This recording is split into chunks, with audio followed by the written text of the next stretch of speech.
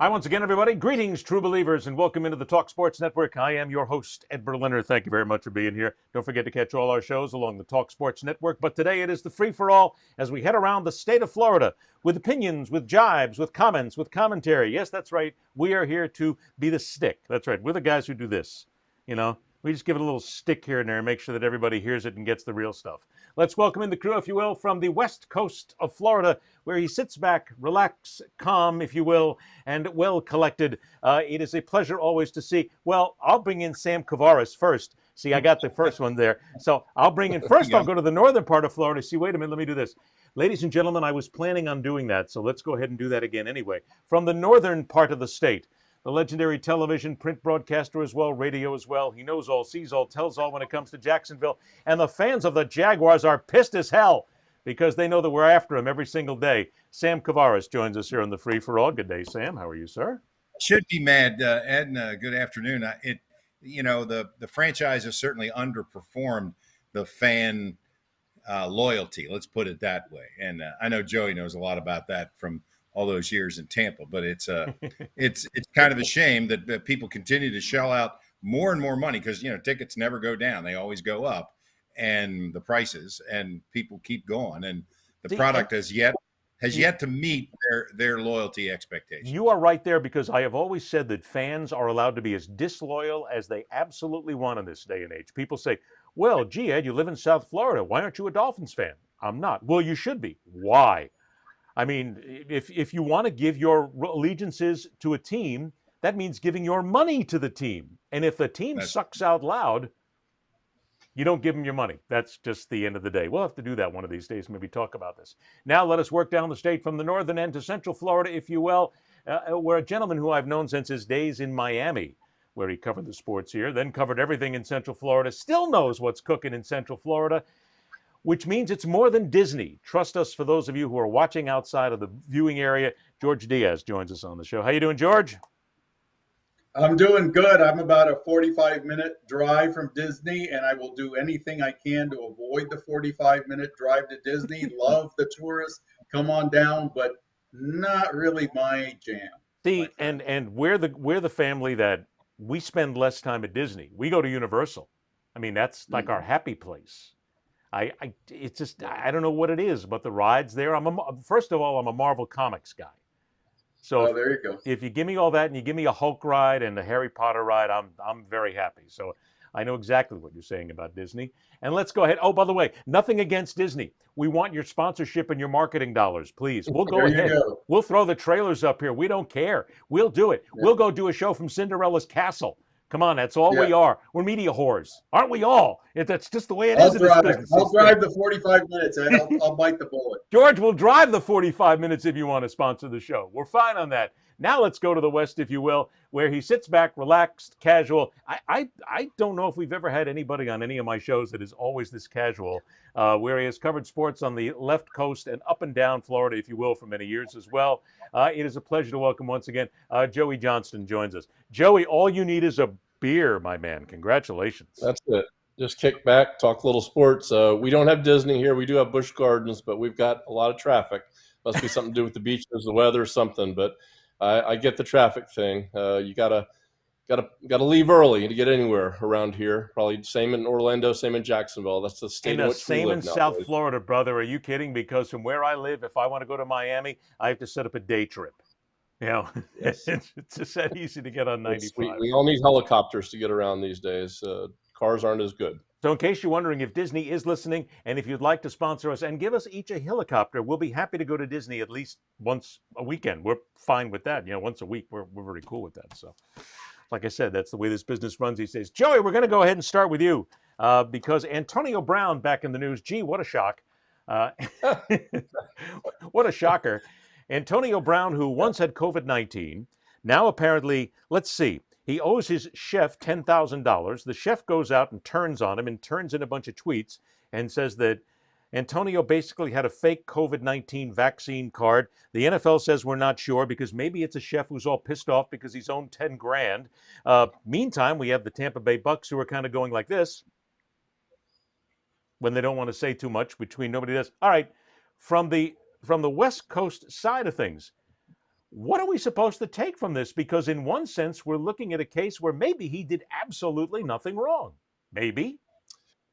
Maybe, but I think we have to understand who we're talking about here. First of all, the backstory on Antonio Brown. Long before he got to the Tampa Bay Bucks, he had what we may call a checkered past. I think we may agree with that. And Bruce Arians, once upon a time, was asked about acquiring Antonio Brown. He said, "No way. No, we're not interested in Antonio Brown."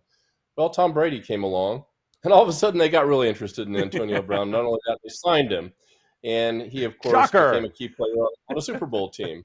And really no incidents other than him blowing up in South Florida over some fracas. But that's part and parcel of being Antonio Brown. So now we flash ahead to present day. So according to his chef, and this is a story I've got to try to set up dispassionately. His live-in chef claimed that Antonio asked him through his girlfriend if he could acquire for him a fake COVID card, vaccination card, because he didn't want to take the vaccine. Apparently, the guy said, "I don't know if I can do that or not. I'll try." He couldn't. In the interim, Antonio and his girlfriend have come up with cards that the chef says are fake cards that Antonio acquired. So time passes. What a shock. The chef claims he's owed money. Antonio says, "No, I don't. I don't owe you anything." So the chef, a wronged employee, let's make that clear. He's a wronged employee, has taken his story public and says that Antonio has been playing with a fake vaccination card. And early in the season, Antonio got COVID, by the way, and missed a game. He missed the game at LA when they lost, the Bucks did, to the Rams. So another angle to this story is the chef, in a desperate attempt to get his money back, has hooked up with what they call an LA fixer, which I don't know how much we know about that in Florida, but I guess if you're in LA, you have a fixer who can work with the tabloids and plant your news and work and place stories. This guy is now claiming that not only Antonio, but other Bucks have fake vaccination cards. Oh, man. Where all this goes, who's telling the truth, we don't know. All we know is it's another crazy story involving Antonio Brown. And it's the kind of thing you normally would just want to go away. But the facts are that the Bucks are 5-0 with Antonio Brown playing, and they're 1-3 without him. So I think that's the bottom line to how fans are feeling about this. They don't care about the peripheral stuff. They want it to go away. Just get our guy on the field. But wait a minute. But there it is. But there it is right there. The fans don't care. The fans of the Tampa Bay Bucks and every NFL franchise wouldn't give one damn if every single player tested positive for COVID-19, if every single one of them refused to take a vaccine. They would be upset if they missed games and it cost them a victory somewhere along the way. But don't you and I both know, and I'll bring the other guys in a minute on this, that we can sit here and pontificate all we want about the rules of the NFL and the rules of the team. We all know that the teams are covering up for their players somewhere along the line. Agents are covering up for players. Teammates are covering up for players. But as long as they win, the National Football League is just going to do a monkey see, monkey do, no look, walk away, put up the blinders. They don't care. Yeah, it's just crazy though. I mean, the NFL had said before this season that if some team was unable to field a lineup for a game, that there'd be forfeits. They all claim everybody's for the most part vaccinated, but what if he's not? What if he's not vaccinated? What if this is real and this is a fake card? What if he's been sitting in meetings all season with unvaccinated and among his vaccinated teammates? What if he's putting people at risk? I mean, what's it going to be? Are we really having these protocols, or is it all for show? It's a circus when you think about it. Somebody is actually getting a fake vaccination card. Seriously? Well, I mean, look, Sam, we've been through this so many times with professional athletes of any kind. They're entitled. They know what they can get away with. They know that they'll have somebody who will cover for them. People have been covering for athletes since their high school days. Why should we be shocked at all that someone is still covering for an athlete who helps a team win? It's middle school days. Middle school. Nothing new. That's true. I mean, the Jaguars early on, when they drafted R.J. Sauer, that might be a name that you remember, who had a weed smoking problem when he was at USC. And I asked Tom Coughlin why he drafted him with the first pick, and Coughlin said, because the young man has never played for me, which clearly made no difference. Sauer had such a difficult time making it to practice. The Jaguars eventually sent a car to his house every morning to pick him up and bring him and still find him and made him pay for it. And he still was late. So, it just shows you the kinds of things that teams are willing to do to get a guy that they think can help them to win.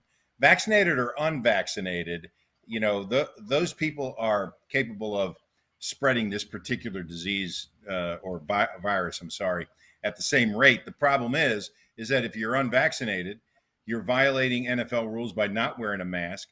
And if you have a fake vaccine card, it's a federal offense. It's Right. not, I don't give a damn whether it's against the rules in the NFL or what. It's a federal offense. So the FBI, no doubt, is going to get involved after this particular revelation. Will they, though? I mean, seriously, will they? Will they even FBI? care? Absolutely. And, they don't show up unless they've got proof.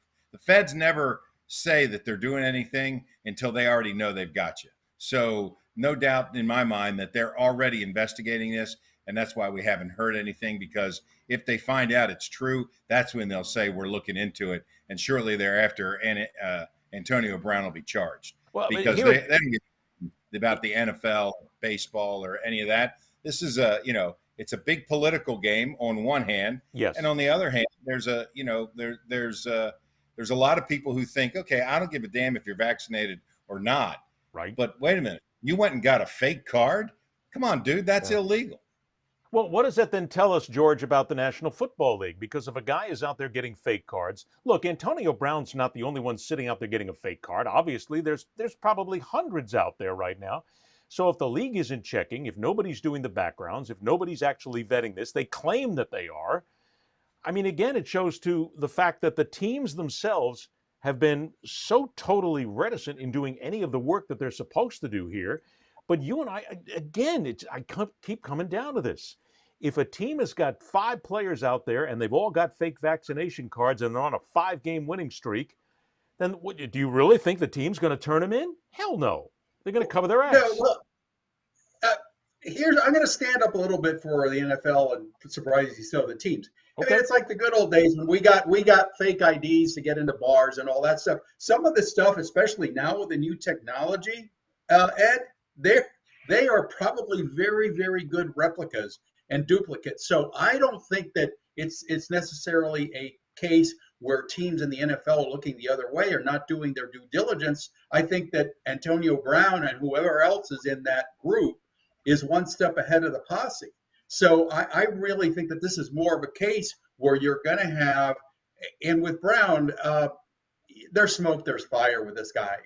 His track record is not good at all in terms of just doing whatever the hell he wants to do, and obviously not a good guy. All right, great football player, not a great guy. So I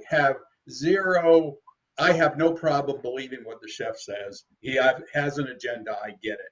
So it's a pretty, there are no good guys here. But I really don't know if we can be so quick to throw the NFL under the bus because, like I said, I think that the technology is way ahead of the game here.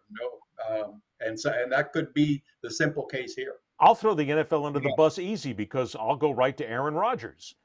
I mean, Rodgers broke the rules, the NFL protocol rules, right in front of the Packers, and they knew it, and they let him get away with it. And nothing happened until somebody finally called them on it. How many of these other players are out there? And I think the point that we've already brought up is how many players have they infected with the virus, to which the fans would come back and say, whoa, hang on a second, nobody's gotten sick. I haven't seen anybody die.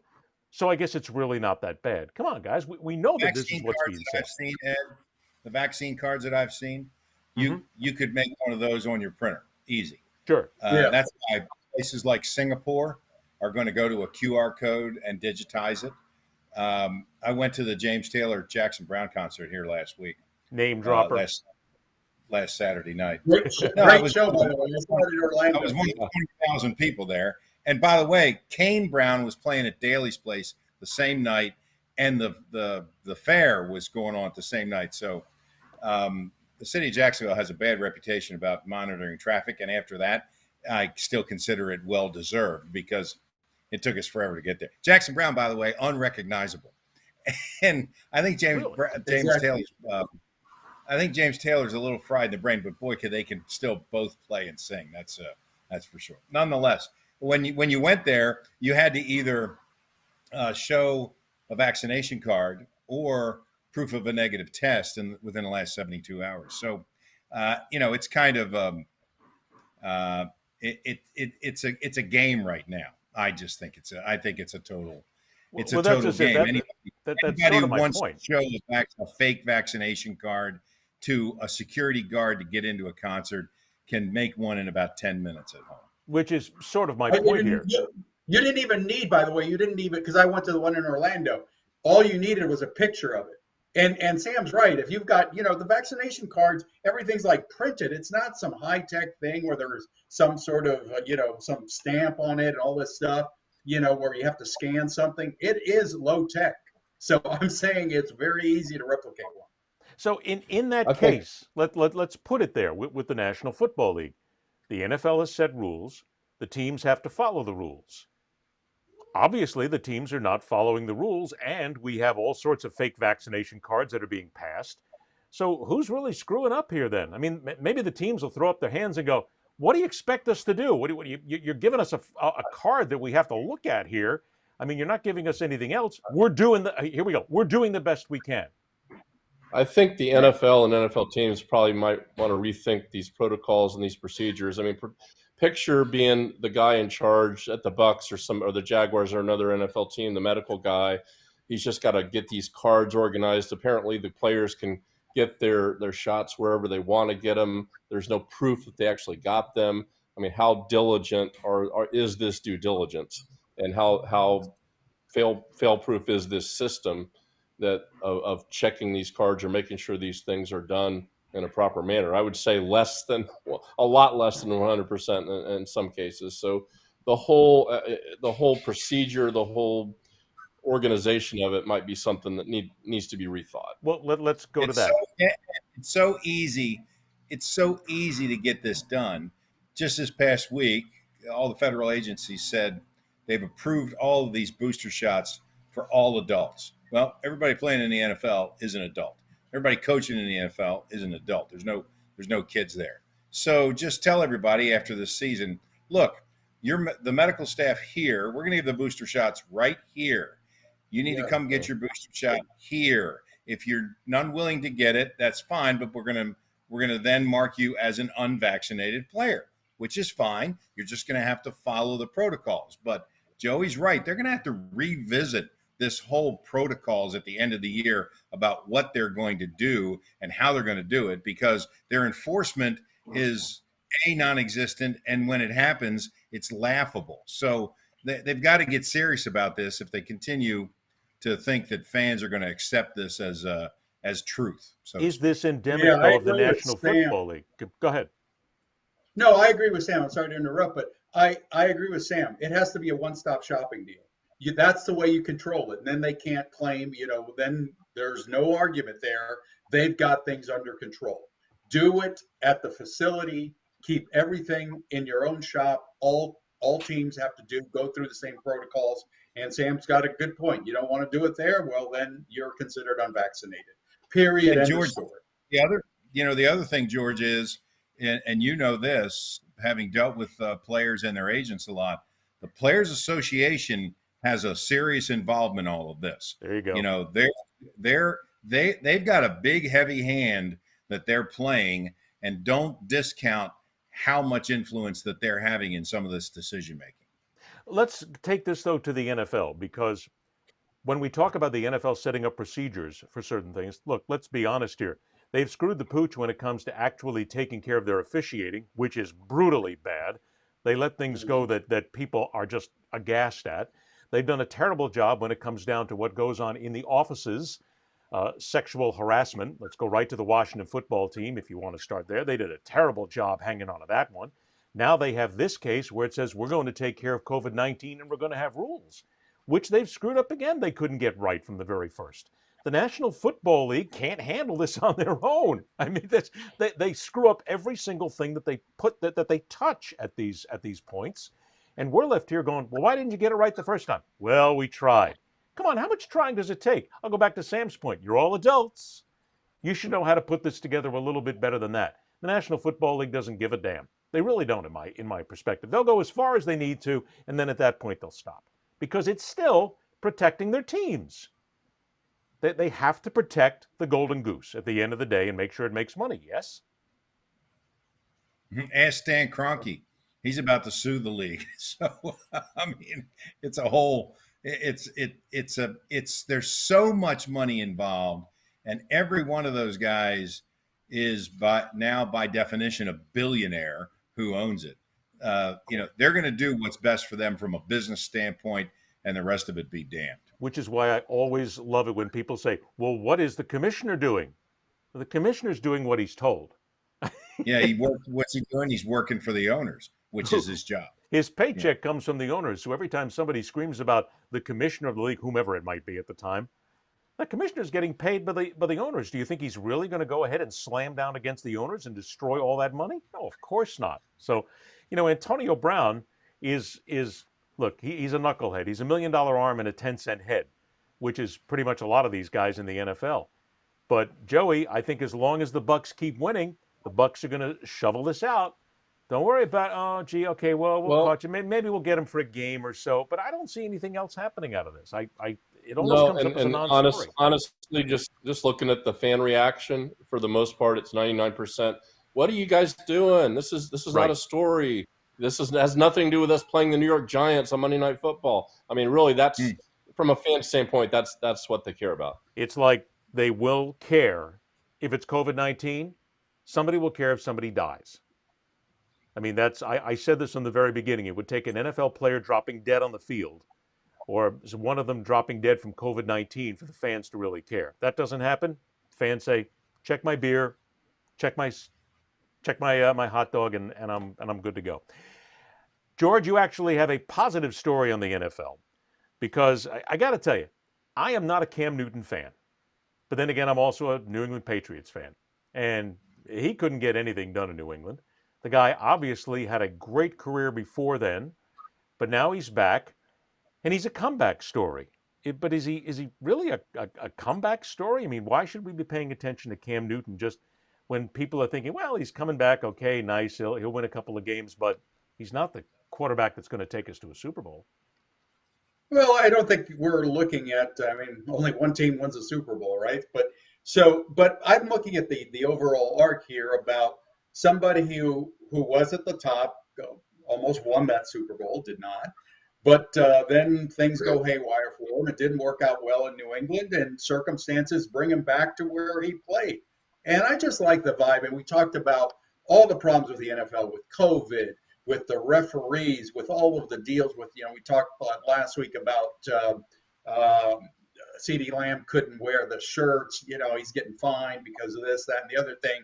Everything is so regimented and controlled. And Cam, I don't have any great personal interaction with him, but every time I see him in post-game interviews and the pressers, he's all got quite the wardrobe going on. I just think he's a unique character and a fun character in the no fun league. And the NFL certainly needs more Cam Newtons and less of those other regimented soldiers that they trot out there every week. Okay, I'm going to bring this out then to a good story that you point to, because we gather here and other shows gather, and we are always talking about controversies, issues, negatives, sexual assaults, harassment, drugs, idiots beating up their wives and girlfriends. I mean, we're always talking about this. Have we just gone to a point where feel-good stories don't mean anything anymore when it comes to these sorts of formats? Fans don't want to see them. They don't give a damn. The teams go out and push them as PR hacks to go ahead and say, look, we got a great story here. Player A is going to be with the Make-A-Wish kids this week, which is good for a 5-second or 10-second VO on a local station, if that. Is there really any place anymore for stories about good guys and good sports and good gals? I don't know. Too often it's fake. The whole wardrobe thing that George was talking about. I remember when David Garrard was the starter here, and after his second year, he hired a stylist to give him a post-game wardrobe to wear in every game. He had a winning and he had a losing wardrobe hanging in his locker. And one press conference, he stood in the front. He had a hat that dipped below one eye, like Carly Simon talked about, and he had on a crushed velvet jacket, purple. And as he left, I said to him, "Hey, David, Prince called. He wants his jacket back." And he never spoke to me again. Okay, that's fine. But the interesting thing was he was doing that to try to promote a brand that he was getting ready to launch. And so I think in all fans' minds, all right, is this true, or is this something that this guy is getting ready to make money on to have me buy something or something that he's doing? I mean, I don't know if Cam Newton is just an eccentric dresser, or I think that's he's. it. You think that's it? I think that's it. He's all over the map. I haven't heard any lines. Of course, we'd be first in line to buy whatever it was if he does have a wardrobe line, because that's maybe another sponsorship deal. And we could all dressed in fedoras and velvet, and Ed would look great. No, look, man. That big scarf tied around his neck. Newton. Look, if there's a sponsorship in it, let's go for it. Let's go ahead and get him. We'll all wear purple scarves. We don't give a damn. I'm just telling you. Yeah. When Newton was You're in going Florida, next level, Joe. I'm sorry, you're gonna have to step it up. I mean, don't forget the guy when he was at Florida. He was behind Tebow. Eventually transferred, to a junior college and then to Auburn, and he won national championships. The guy's an unbelievably talented athlete. But I mean, when he was at Florida, I mean, he was just a guy that you went and talked to, and you were like, for all that talent, you really don't have it together, do you? And sometimes I think back on that and go, no, he was 18. I did a lot of really stupid stuff when I was 18, 17, and when I was 19, when I was 40, when I was 50. Yeah, I've done a lot of stuff. Let's put it that way. But I think your point's well taken, though. Do we really know if there's any real? Okay, we'll get hammered on this one. I get it, but how do we really tell if there's a good guy or a good gal out there? Look, we have people out there who are actually, doing good things. They're doing a lot of charity work.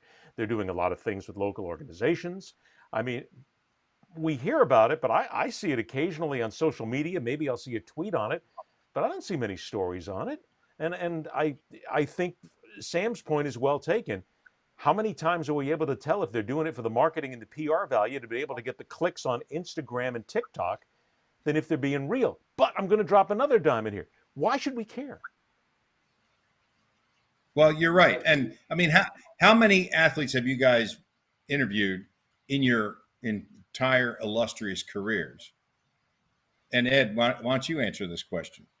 How many of those athletes that you've interviewed over more than 40 years that you would have introduced if you had a daughter to introduce to your daughter? I know the number for me because I have two wonderful daughters, and they were the right age for when I was dealing with college and professional athletes. But how many would you have introduced to your daughter? First of all, knowing athletes as I know them, male athletes, let's make sure we put that in there, and having been around baseball, football, basketball, hockey, motorsports, tennis, golf, soccer, and as the major sports, not many, because I know what the background of the athletes is. I know that many times they're screwing around on their wives, they're screwing around on their girlfriends. I know the alcoholic binges that happen. I know the drug parties that happen. I know everything that happens because we've been there. Would I introduce my daughters to them? Who didn't participate? I'm sure.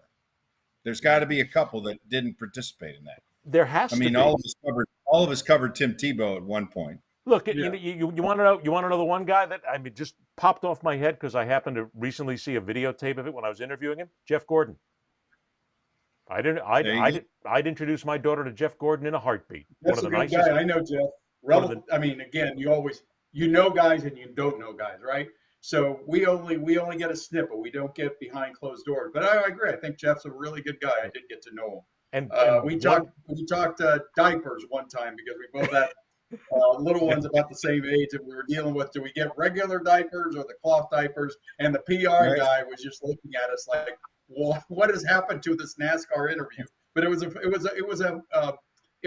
true moment. It was like all the the facade of like athlete. You know, I'm an athlete. He was just a guy talking about diapers for his kid. So And you I know, get but I'll tell you on the other side, one athlete I would never, ever, ever, ever, ever let my daughters next to, having interviewed him, been around, Tiger Woods. Never, okay. never. Well before everything hit the press, Yeah. Come on. everybody knew. I've been Martini. Come on. Really? I mean, you're right. I mean, anybody who's been anywhere knows that. You know, but there are guys, you know, Joey. I imagine you've run up against him too. I mean, we I'll say this too. You're talking about the feel good stories. If you look at most major college programs or pro teams, the so good feel good stories are a cottage industry now. They round them up on their days off. They have these, which the things they're doing are great, but it's nothing more a lot of times than a media hit or a soundbite. It's organized to the point where they want people to come out and take video or do the interviews of this, and that's great. They're doing that, but there are still guys and women in professional or in college sports that do things without the end result being of getting on the news or having this displayed somewhere. They just do it very few, because they want to do it. Very few, very but few. that still does happen. But there are feel good stories everywhere, and they are packaged and processed and presented for us on a weekly basis. Well, I think that's pretty much it too. But then again, we have, you know, a guy like Cam Newton. I don't mind what he wears. It's okay. Look, like I said, Cam Newton never stole a freight train. I mean, you know, he's definitely not that bad a guy. I don't agree with the way he plays. Who cares? But I think what happens is a lot of the in Florida. So I mean, what now? yeah, and the federal agents did come and ask him about it. So Yeah. But I mean, I guess it's water under the bridge. look, but that's just it. I think what Joey is saying is correct, because nowadays more than ever before, in the era of PR marketing and teams worrying about every nickel in social media, I think we all know from a reporter's standpoint, it's almost impossible to get to know an athlete anymore, because they are protected by the leagues, protected by the teams, protected by their agents, protected by their PR people, protected by everybody along the line to make sure that they can make a buck. And it's the idiots who screw up on social media, the ones that we find out more than not are the real knuckleheads in life. But we can't get access to players anymore. I mean, most of the times, I don't know about you guys, but most of the players that I got to know, I knew them at the bar. I'll be honest. I mean, there were some great clubs in South Florida. Mike Kozlowski used to play for the Dolphins, owned a club. Tim Bocamper owns a club. Marino had a club. We went to them. The players were there. You joked around. You had a couple of drinks with them. You found out some things that you would never repeat ever, ever, ever, ever, ever. And I'm going to guess that all four of us will go to our graves with a lot of stories about players that we'll never talk about, but we know who and what they are. Ed. That's the key. You would have never ever, and we all have those, but that's not the case anymore.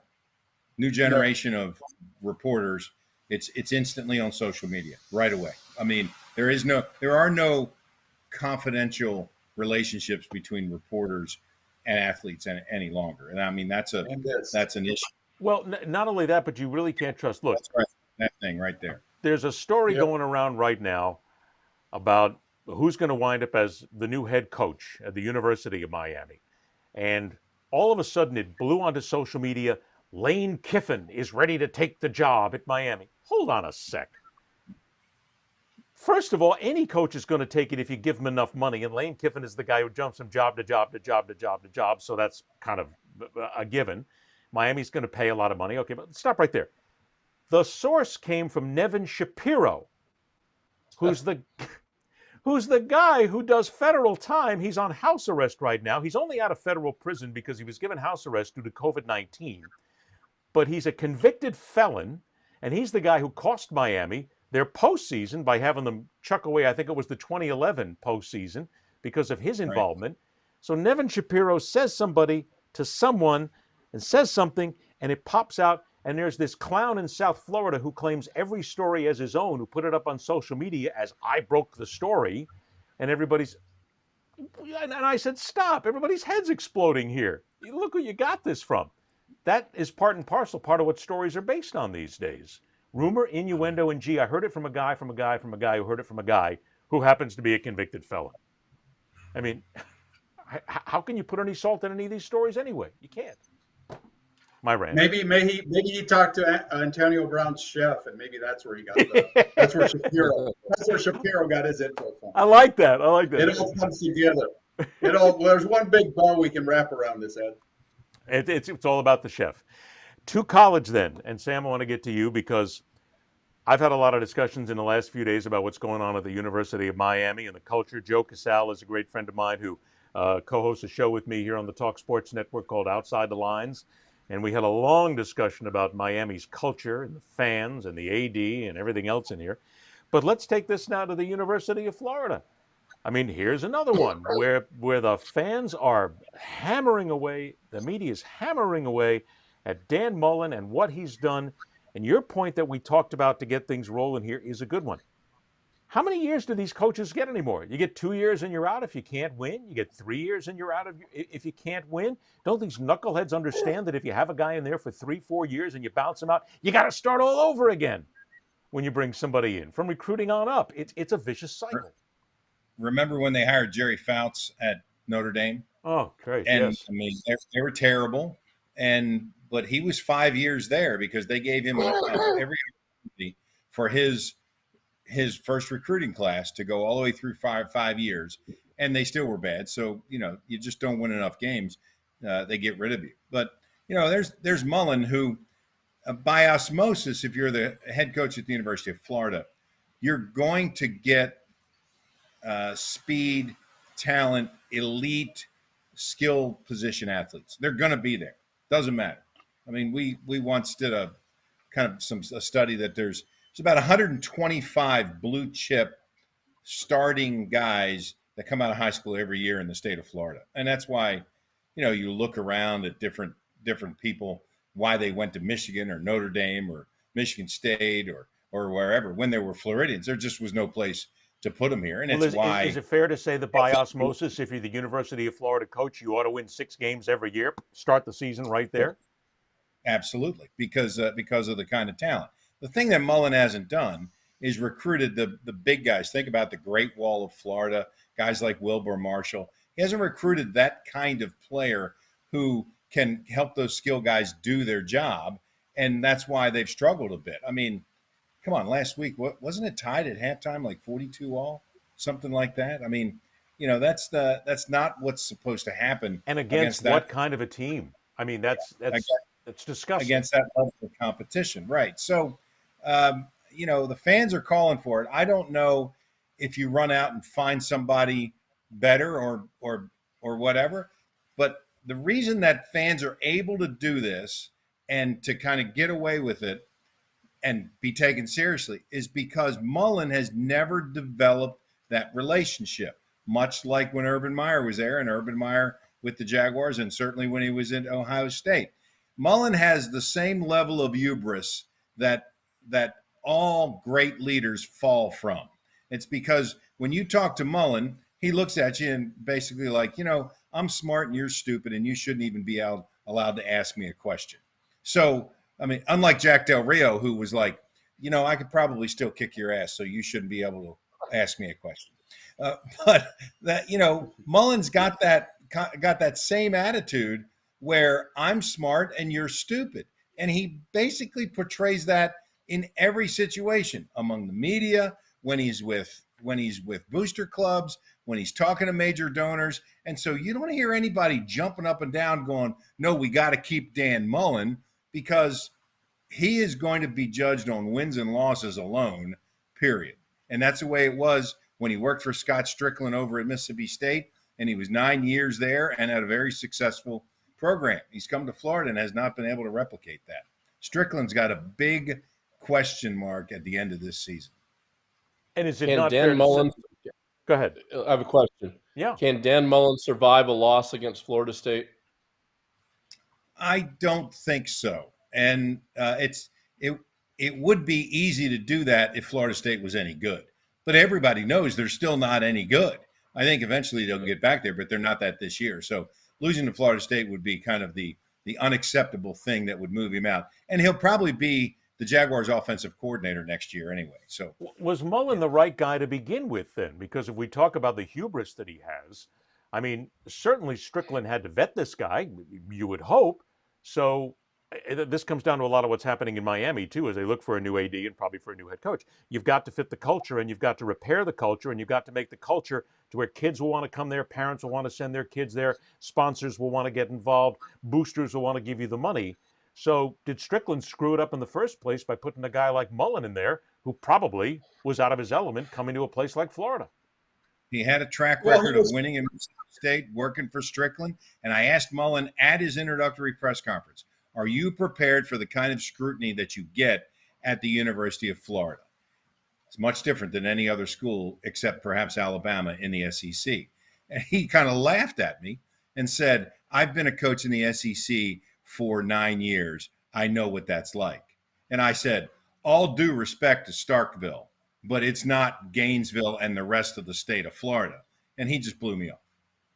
No. Well, this goes back in terms of you can get away with a lot of stuff and you can be a jerk. And you did like when you talked about Mullen's attitude and arrogance. And I agree. I didn't know, like last week he was challenging people to thumb wrestle with him after barely beating a really crappy team.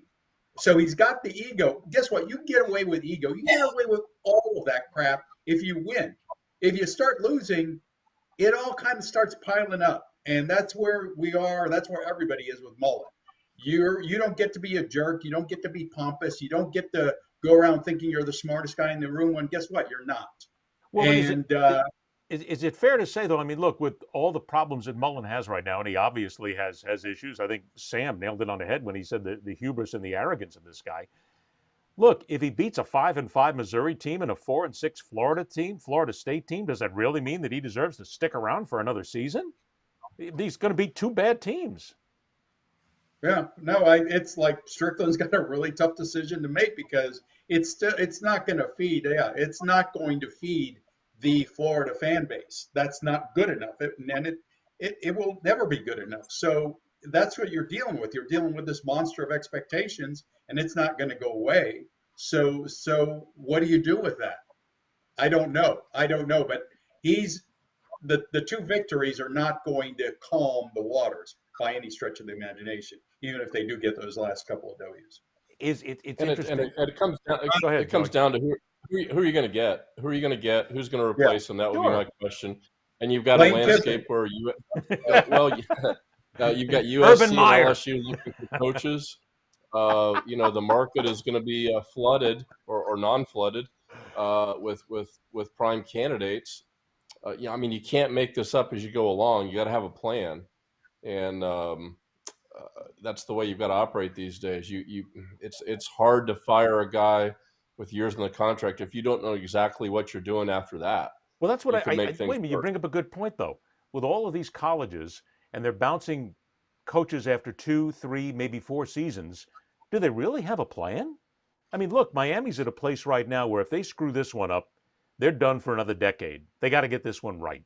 And you're looking at the Right. possibility that Florida changes coaches, and they're changing coaches at USC and all these. Does anybody really have a plan? As Mike Tyson used to say, everybody's got a plan until you get punched in the face. That's right. Well, But I the think problem with is the way contracts are structured. They are all getting these big contracts, so it's not like you have a 1 year, 2 year, 3 year deal. You have 5+ years, and so now you're stuck with the guy you pick, and there's no easy out if things start to unravel, and that's what we're seeing at Florida. So the way the system is structured and these big contracts that these guys get, that's just it. How many buyouts can you afford? Hence the problem. Doesn't that then come down to the fact that, I mean, if you hire a guy at a major college football program, if you're not content with riding out through the nonsense and the bad times and getting to the good times, if you're not willing to let a coach sit there for 5 years, is 5 years the magic number? Then you've got a real problem. You've basically screwed yourself from the very first moment. Is that fair? You Yeah. wonder.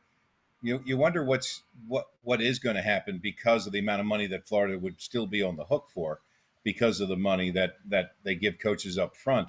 But what is going to, I think George mentioned earlier, what is going to be acceptable to the Florida fan base? The only team that consistently wins, the two teams that consistently win are Alabama and Ohio State. And what do? I mean, they just have these massive recruiting programs. Saban has created the process, as they like to say, and now Kirby Smart has replicated that at Georgia, where it looks like he's going to kind of create a culture that they're going to get a certain kind of player. Until you get that coach, you're always going to be one half step behind them. I spoke to the Georgia club here in town last night for the 41st consecutive year, by the way. And I said, you could still lose to Alabama in the SEC championship game and be a part of the national championship picture. And they all waved their fingers at me and said, no, it's time for us to beat Alabama. So there's a level of expectation at all these schools. What is the level of expectation at Florida? It's to go back to the Spurrier years. I mean, Muschamp even said when he replaced Zook, I just didn't win enough games. McElwain was overmatched. Where does Mullen fit into the picture? It's hard to say, but if you're always going to compare what your school does to what at Florida State Bobby Bowden achieved in the first 25 years, what Spurrier achieved in the first decade, what Jimmy he was there, Johnson got at the University of Miami. Yeah, and you may never be happy. Here's the thing, too, that in the new SEC in 3 years or whenever it's going to be, you're going to have Florida, Alabama, Auburn, LSU, Georgia, Tennessee, and I'm probably forgetting some in there, but these are all schools that if they win 8 or 9 games, that's a failure. So it's going to get worse. It's going to get worse. If you don't go all the way and win the championship, it's just going to be – it's insane now. It's going to be even more insane in 3 years. So then do we say that if you don't have a 5-year plan, which Strickland better have, because look, if Strickland bridles himself up one more time to Mullen, look, Mullen beats, let's say he beats Missouri, beats Florida State, okay, big deal, whoopee. Coming to next season, they still wound up with the 22nd recruiting class in the country, which I don't know about you, but for the Florida Gators, the 22nd recruiting class, I mean, hey, Sam, I'm going back to what you said earlier. By osmosis, you want to do better than the 22nd recruiting class in the country at Florida, that you've got to come in and give a guy 4 years, and if you can't do it in 4 years, goodbye. And you got to ride that 4 years. Otherwise, you're just destroying a process in the middle of everything, which is what Miami's got. They're destroying another process with Manny Diaz out. Now they're going to have to start fresh again. Look, we can keep going in circles here, but it doesn't seem like there's any real set formula to get involved in here that works. Strickland is going to have to talk to some boosters, talk to the coaching staff without Mullen, and talk to the players. If the players say, we don't like this guy, I mean, he did this, he did that. If the boosters say, I have no relationship with him, he's gone. Yeah, but do you let players make that kind of decision, Sam? Say again? Do you let players make that kind of decision? College kids? I think what players say, if a coach has totally lost the team, as they like to say, lost the locker room, then there's no repairing that. That's part of the deal. And I do think that there are enough seniors in there that Strickland could talk to and get some honest answers. If you're winning, none of that matters. If you're losing, then what players think, what boosters think, certainly plays a factor. Well, let me bring in the second part of that in. You brought in boosters. I mean, I get it. Boosters have boosters. Booster Gold. They have the money. Boosters have the cash. There's no doubt about it. They get behind you. But letting them make decisions for your head coach of a football program, of a basketball program, I mean, most of these, look, no offense to a lot of boosters, but most of them don't know spit from Shinola about what goes on in a college athletic program. They just want to go out and wear the jerseys, and they want to go out and have the colors, and they want to have the box to go take their fans and their friends to. What the hell do they know about college football? How can you give them a shot at making that decision? Well, Ed, that's been going on forever. I mean, they've got the money. That's like they control things because they can say, you know what, we're cutting off the purse strings. So yeah, I know I'm asking a rhetorical question. I get it, but it's. I mean, the lifeblood of any college program is the money, the financial support, the boosters, and now with NIL, even to a higher degree, with where players want to go or whether they want to stay.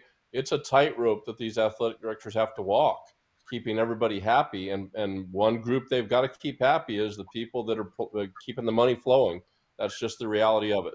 Look, I think you brought in the good point. We haven't even touched on NIL because you know as well as I do that a lot of these players are going to say, let's see, I have a chance to go to USC, Boston College, University of Florida. Just drop those out here. USC, I'm sitting right in Los Angeles, which is a major media market, and I can make a spitload of money because there's a ton of money there. Boston College, well, okay, maybe I won't win a lot of games, but they're right in Boston and New York, right in that corridor there where there's all of the Madison Avenue advertising executives are sitting there waiting. Gainesville, I got a guy who basically has got a poor recruiting class and they're not going for the SEC championship, and I'm in the middle of Gainesville. What the hell am I doing here? I mean, isn't it fair to say that that's a lot of the decision-making processes now? Unless they're on national television almost every week like they used to be. Okay. That's one of the key points. I mean, in the best of times, Florida is a great place to be. The Florida Gators are a great program to be associated with in the best of times. I think you can put it up with any in the country. It's just when it dips, maybe not so much. But when you have the Florida in a national championship mode and the Gator Nation behind it, it's as powerful as anything in the country. But we just haven't seen it in so long. It's been a drought unlike any of us have experienced in most of our lifetime. I do remember, I go back to the 70s with the Gators when they could not win the SEC, and it was always next year. They were the most underachieving program in America. And then when Spurrier came, all that went away, and the standard became national championship. And I guess 10 years later, or after Urban Meyer even, that's still where people fixate their minds, is if you're at Florida, you're winning a national championship. And anything less than that is less than, far less than. Is it fair to say that out of all of us here who've covered Florida sports for a long time, all major sports, that it's shocking? We are living in a time right now when the Seminoles, the Gators, and the Hurricanes are completely irrelevant to a national championship picture. Not even close. And it's because Howard Schnellenberger, you remember, famously drew that line and said, we're going to win the recruiting in the state of Miami. And he drew it right below Orlando. Yep. Remember that? Steve Spurrier, when he came to Florida, he decided that, and this is how Florida ends up winning. If half of the decision-making is whether I'm going to Florida or not, so if Florida represents half of the decision-making of some recruit and the rest of the schools fill out the other half, Florida's going to get their share of the guys they need. But the Gators have to be one half. You're either going to be a Gator or you're not. Then you can decide on somebody else. And that's where Spurrier brought the program. That's what Schnellenberger did at Miami.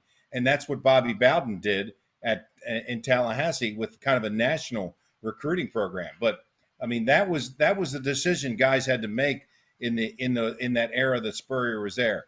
I'm either going to be a Gator or I'm not. Because if I'm going to be a Gator, I'm going to have a chance to play for the national championship, or I don't like anything about Steve or the program or whatever, I'm going somewhere else. But they always had to be 50% of the decision-making process. Is it fair to say that we will never, again, see a time, thanks to NIL, thanks to big money at major college programs, thanks to conferences sharing money, thanks to the spreading out of talent, we will never again see the time when Florida, Florida State, and Miami in the same year consistently will be part of the national championship discussion? Not going to happen. I'm not sure I can say that. I think that's possible in the future just because of the sheer volume of players in this state, and many of them do want to stay home. Many of them are legacies. Their fathers or their grandfathers played there, and it's important to them to stay. So I don't think it's impossible for it to happen again. It will never happen the way it happened in the 90s again, or the late 80s. I think that will be a period of time that we will never see again. For consistency, and I always said, and I know a lot of the media members in Florida would agree over the years, we certainly loved that era, and we loved the Spurrier Bowden games at Florida State. I don't think we fully appreciated them though, because wow, we're never going to have anything like that again. No, Just the two colorful Yeah. coaches and the we top never thought it 5 was going to programs end. Look, we every never year. thought free press box meals were going to end either, but they ended too. George, what do you think about my idea on that? That it'll just that we're never going to see that time again when they're all going to be exceptionally relevant in the same season for a couple of seasons. I don't think it's going to happen. I tend to agree with you, but things do run in cycles, and I think what's happened here is all the three programs have hit the skids here at the right time. But there certainly is enough there in terms of the tradition. Like Joey said, there's a lot of multi-generational recruits that come into play, and certainly, as we well know, the state of Florida is one fertile ground for recruiting. So I think that there is a bounce back game and play here. But I do think that those wonderful days that we all witnessed and were a part of, I think those are long gone, my friend. Long gone. Sam, what do you think? I think as the conferences grow, all three schools will continue to have relevance, and I think they may get back to that.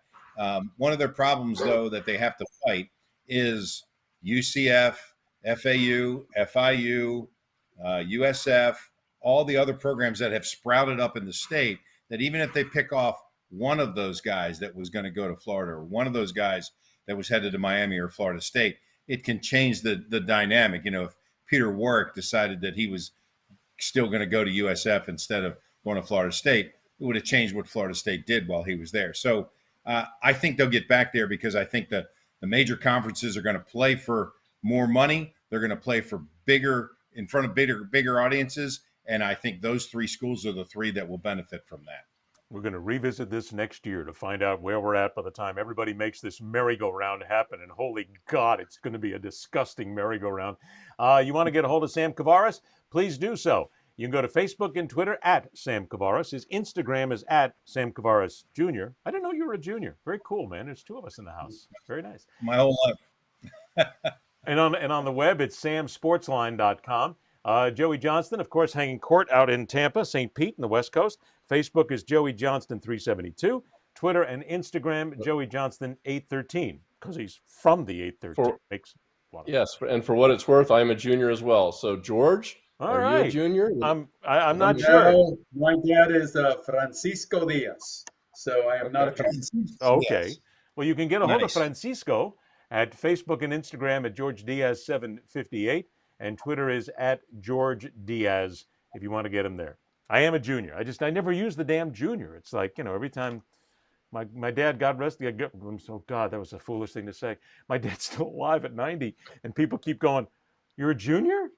Aren't you a senior by now? My God, you're an old man." So, but I love my dad. It's good to see all our juniors. Gentlemen, great to see you again. We'll do it all again next week. We'll upset some people by the time life goes on. And we'll do it all. We may not even be able to get together next week. It's Thanksgiving week. I just thought about that.